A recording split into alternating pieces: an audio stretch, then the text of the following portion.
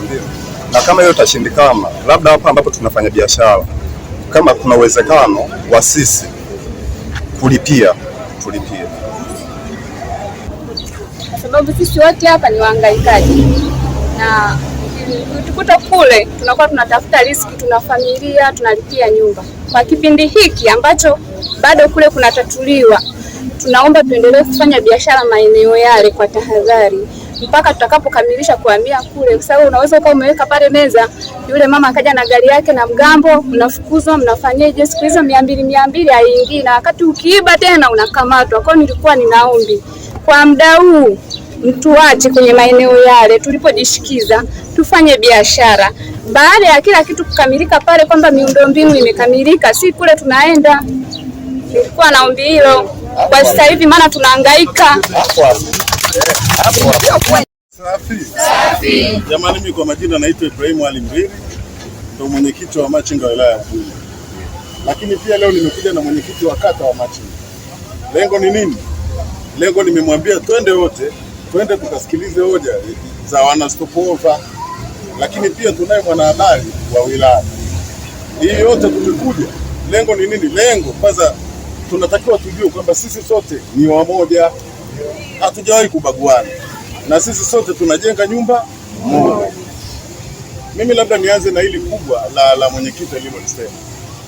Ndugu zangu, changamoto tulizokuwepo nazo huko tulipotoka, nyinyi ni mashahidi. Yaani sisi ilikuwa tu ni tupo, yani hatueleweki. Yaani ilikuwa ni zamani, yani kwamba tunakuja tunafanya biashara, yani mtu anakuja na greda lake anavunja vitu na wala hamna hoja ya msingi.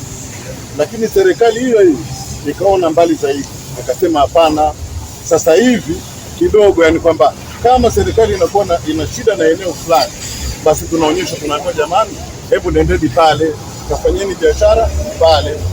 Shida iliyokuwepo, yani kwamba maeneo tuliokuwepo nayo, ni mashahidi, maeneo tuliokuwepo nayo ni maeneo ya TANROADS na pia na process.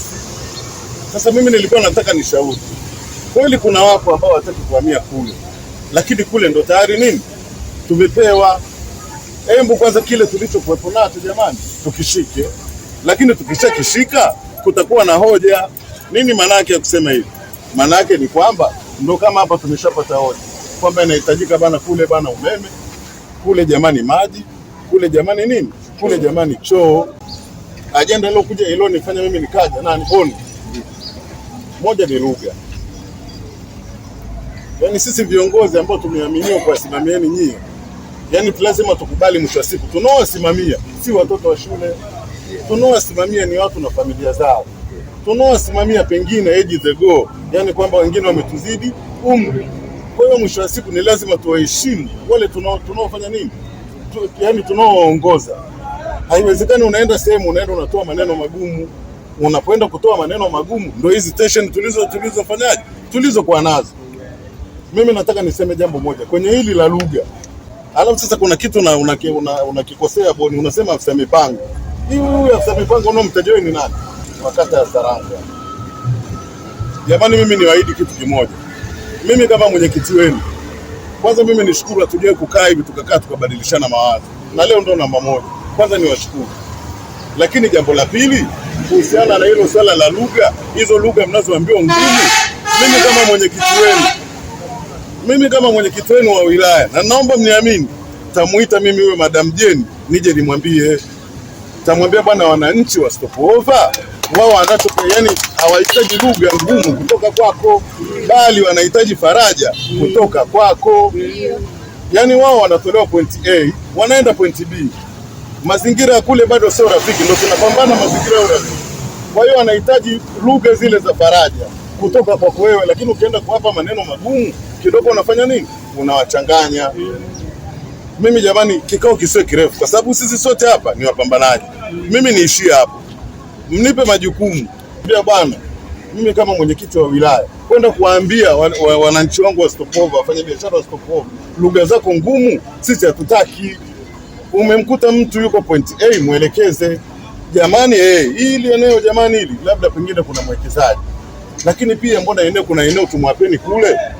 Yaani taratibu tu, yani mfanya biashara anaelewa. Ndugu zangu, mimi nisiwachoshe sana, naombeni mnipe muda. na majibu pia tawaletea. Sijui jamani kama mmenielewa mwenyekiti wenu. Kwa kuongezea hapo mwenyekiti, ndio kwa mfano kama leo amesema atakuja muda wowote ule, sababu bado watu wamejibamiza pale walipokuwa wanafanya biashara. Yaani hataki kabisa watu wafanye, hataka watu wahamie. Sasa mimi nisikilize, mimi si ndo mwenyekiti wa wilaya, ndio nasema aje. Yaani hawezi kuja na hawezi kuja kumgusa mtu yoyote. Nini maana yake?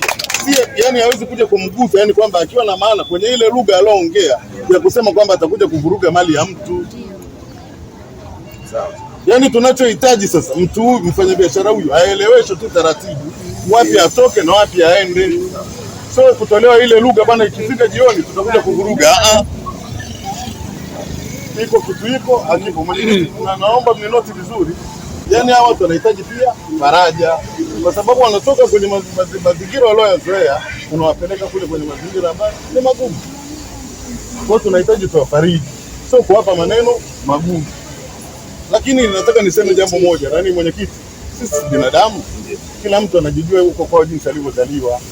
Kuna mwingine unaweza ukakuta ni lugha yake tu, yani yeye ni samani, yeye ni Mkuria, yani yeye anaongea ile kwa hasira, lakini kumbe kwake moyoni anaongea tu vizuri. Naomba mnikabidhi hilo jukumu na majibu pia mimi nitawapeni. Sawa. Nashukuru.